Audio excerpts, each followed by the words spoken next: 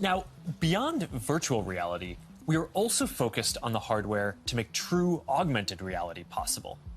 In a lot of ways, augmented reality is even harder, not just because we need to invent a completely new optical stack that's not based on screens, but because we basically need to fit a supercomputer into a pair of normal-looking glasses. So we're approaching this problem from two directions.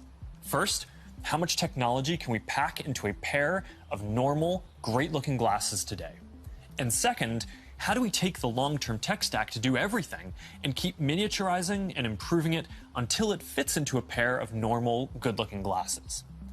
On the first path, last month we launched Ray-Ban Stories, our first smart glasses in partnership with EssilorLuxottica.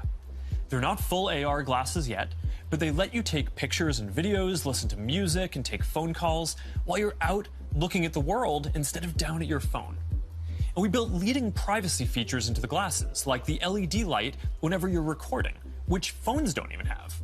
And we delivered this in the iconic Ray-Ban style for just $299. These are all steps along the path to an embodied internet. But the ultimate goal here is true augmented reality glasses. And we've been working on that too. And today, I want to show you an experience that we've been working on for Project Nazare, which is the codename for our first full augmented reality glasses. Here, you'll see you're chatting with friends on WhatsApp and planning a game night. You can select a game, and then, as you walk over to your kitchen, you can easily just put your game onto the table and you're off. And that's the kind of experience that augmented reality will unlock. There's a lot of technical work to get this form factor and experience right. We have to fit hologram displays, projectors, batteries, radios, custom silicon chips, cameras, speakers, sensors to map the world around you, and more into glasses that are about 5 millimeters thick. So we still have a ways to go with Nazare, but we are making good progress. I'm excited about our future roadmap, but even that's still early in a journey that's going to go on for decades. Immersive all-day experiences will require a lot of novel technologies. And for the last 7 years, our research team has been working on a broad array of technologies that are necessary for these next-generation platforms. Michael Abrash leads this team, and he's going to join me to talk about some of the future technology that we're developing. Hey, Michael, do you want to take everyone through our roadmap? Sure. That covers a lot of ground, though. It's going to take about a dozen major technological breakthroughs to get to the next-generation metaverse, and we're working on all of them. Displays, audio, input, haptics, hand tracking, eye tracking, mixed reality sensors, graphics, computer vision, avatars, perceptual science, AI, and more. Yeah, you're right. That's a lot. We probably only have time for a couple right now. You want to pick a few? Well, I think the metaverse is really going to be first and foremost about connecting people, so I'd say let's start with avatars. Yeah, I agree.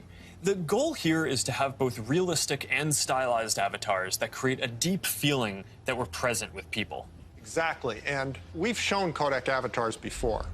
Well, what can your face do? Can you show us? Well, I've always hoped you would ask me that question. And it's a remarkable experience to see codec avatars in VR, and photorealistic avatars will be a huge breakthrough. But they're only part of the picture. Yeah, because you're not always going to want to look exactly like yourself. That's why people shave their beards, dress up, style their hair, put on makeup, or get tattoos. And, of course, you'll be able to do all of that and more in the metaverse. So this next video shows how we're making progress on part of that with hair and skin rendering and relighting for 3D avatars. She's going for a medical field. I think she was interested into... Now, I want to point out this technology is still very definitely research, but it shows the really high level of fidelity that avatars are ultimately going to need to reach.